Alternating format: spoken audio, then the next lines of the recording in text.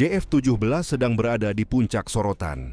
Jet tempur hasil kerjasama Pakistan dan Cina ini mendadak menjadi topik hangat di pasar global, terutama di kalangan negara berkembang yang selama ini kesulitan mengakses jet tempur barat karena harga dan pembatasan politik. Momentum ini muncul di saat banyak negara mulai mencari alternatif jet tempur yang lebih terjangkau, seiring meningkatnya harga dan pembatasan ekspor dari produsen barat. Namun di balik momentum itu muncul pertanyaan yang jarang dibahas. Apakah Pakistan benar-benar siap menanggung konsekuensi dari kesuksesan ini?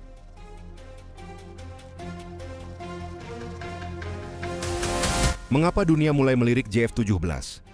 Dalam berbagai laporan industri pertahanan, JF-17 kerap diposisikan sebagai alternatif realistis, bukan paling canggih, tetapi dianggap paling masuk akal. Harga yang lebih rendah, kemampuan multiperan, serta paket modernisasi yang terus diperbarui membuatnya relevan bagi banyak negara dengan anggaran terbatas. Pakistan menyatakan telah menerima ketertarikan dari sedikitnya 5 negara. Irak dan Bangladesh kerap disebut dalam konteks minat awal, sementara nama Indonesia, Arab Saudi dan Libya muncul dalam diskusi media pertahanan internasional, meski belum dikonfirmasi secara resmi. Perhatian global ini tidak muncul tanpa pemicu. Pakistan mengklaim JF-17 menunjukkan performa memuaskan dalam konflik singkat dengan India pada Mei 2025. Klaim tersebut memang belum diverifikasi oleh sumber independen, namun dalam dunia pertahanan, narasi pengalaman tempur, meski masih sepihak, seringkali cukup untuk menggeser persepsi pasar, terutama di negara-negara yang mencari bukti operasional, bukan sekadar spesifikasi di atas kertas. Kalau harganya lebih murah dan diklaim sudah pernah dipakai di konflik, apakah itu cukup untuk membuatmu percaya pada kemampuan sebuah jet tempur?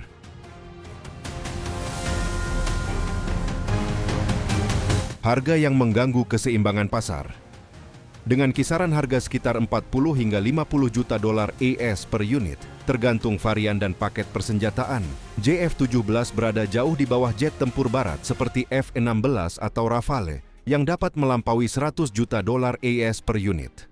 Sejumlah analis menilai JF-17 sebagai pengganggu pasar, bukan karena teknologinya paling unggul, tetapi karena ia menawarkan kombinasi harga dan kemampuan yang dinilai cukup, dan itu seringkali sudah lebih dari memadai bagi banyak angkatan udara.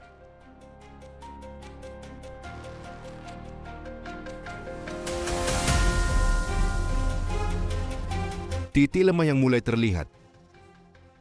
Di balik daya tarik tersebut, terdapat keterbatasan yang sulit diabaikan, kapasitas produksi.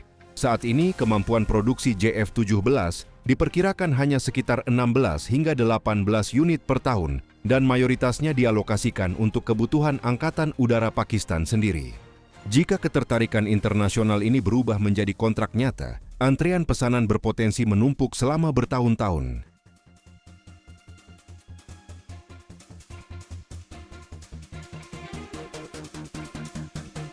Kondisi ini menempatkan Pakistan dalam dilema strategis. Mendorong ekspor berarti berisiko memperlambat pemenuhan kebutuhan militernya sendiri. Sebaliknya, menahan pengiriman dapat membuat calon pembeli berpaling ke pemasok lain. Situasi ini semakin rumit karena JF-17 bukan sepenuhnya produk nasional.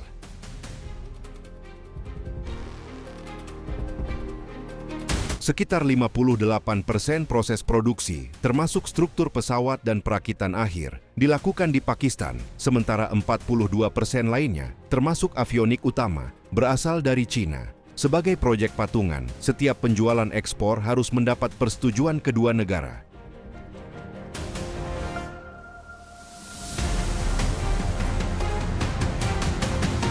Selain itu, penggunaan mesin RD-93 buatan Rusia turut menjadi perhatian.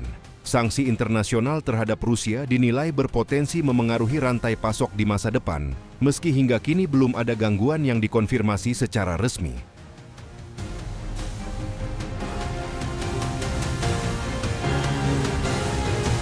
Dengan lebih dari 150 unit telah beroperasi dan varian Blok 3 berteknologi generasi 4,5, JF-17 kini berada di fase paling menentukan dalam sejarahnya. Bagi Pakistan, situasi ini bukan sekadar soal penjualan, tetapi ujian apakah ambisi industri pertahanannya mampu melampaui keterbatasan saat ini. Ironisnya, justru ketika dunia mulai melirik, Pakistan harus berhadapan dengan batas industri yang nyata. JF-17 bukan kekurangan peminat. Pertanyaannya, apakah kapasitas produksinya mampu mengejar minat global yang datang terlalu cepat? Kalau kamu berada di posisi pengambil keputusan, kamu akan menunggu lebih lama atau memilih alternatif lain?